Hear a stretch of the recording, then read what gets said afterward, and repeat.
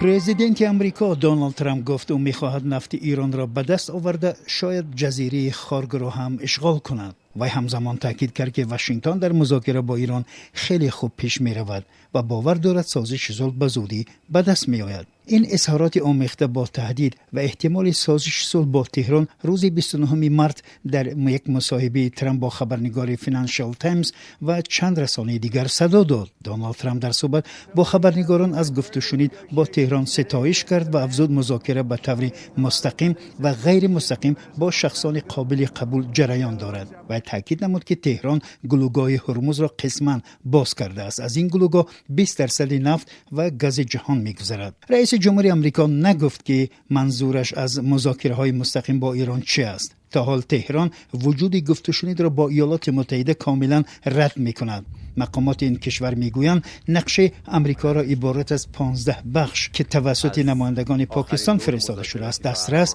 بررسی و رد کرده است.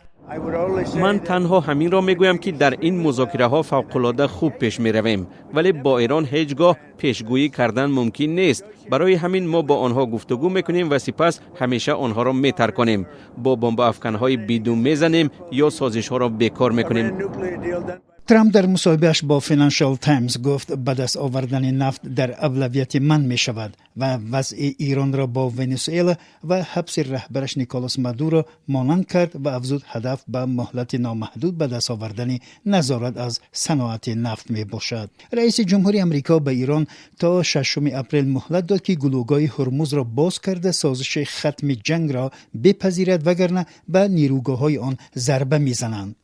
پاکستان می‌خواست هفته گذشته در اسلام آباد مذاکرات مستقیم صلح را تشکیل کند ولی خشونت‌ها در خاورمیانه و اظهارات تند واشنگتن و تهران برگزاری چنین یک گفتگو را زیر سوال می‌برد. این همه تحولات در حالی است که هزارها نیروی دریایی آمریکایی وارد منطقه شده واشنگتن برای حمله‌های احتمالی در خاک ایران زمینه سازی می‌کند. ولی مقامات آمریکایی می‌گویند هیچ قراری در مورد هجوم زمینی به خاک ایران وجود ندارد. جنگ آمریکا و اسرائیل علیه ایران هفته پنجم است دوام دارد. رهبر مجلس ایران محمد باقر قالیباف که او را احتمال رهبری آینده ایران مینامند امریکا را در تهیه نقشه حمله پنهانی زمینی گناهکار کرده گفت باور داریم امریکا را جزا میدیم و برای آنکه فکر حمله بالای ایران را کرده است پشیمان خواهد شد. مقامات اسرائیل گفتند که در نتیجه حمله‌های موشکی ایران به شهر برشیبه 11 نفر مجروح شدند.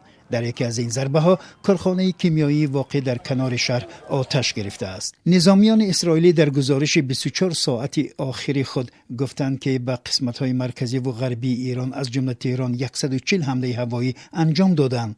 گزارش می‌گوید در قطار دیگر هدف‌ها به مکان استقرار موشک‌های بالستیکی و انبارها ضربه زده شدند. آژانس بین‌المللی نیروی اتمی روز 29 مارس گفت که راکتور آب سنگین خنداب که در نزدیکی عراق جایگیر است و با اطلاع تهران روز 27 مارس مورد هدف قرار گرفت از چند جای آسیب دیده از فعالیت مانده است. در تهران بعد حمله به تلویزیون قطری العربی و ساختارهای تجارتی در روز 29 مارس خادمان یاری اضطراری در جای حادثه کار می‌کنند.